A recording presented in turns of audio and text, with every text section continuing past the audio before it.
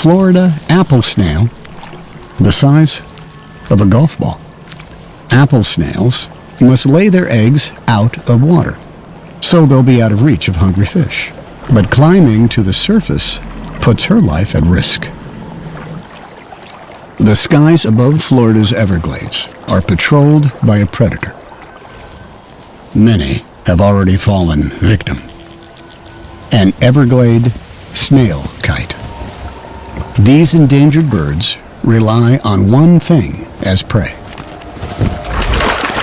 apple snails. Each bird can eat more than a dozen snails a day. The curve of the kite's bill perfectly matches the spiral of the shell. And that's bad news if you're an apple snail that needs to lay eggs. Apple snails do have an escape plan. But kites don't hunt after dark. She's climbing a blade of sawgrass. Before sunrise, she must lay dozens of eggs.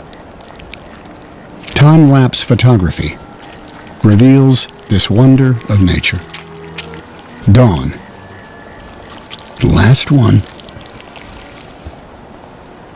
Mission accomplished. In a couple of weeks, the eggs are ready to hatch.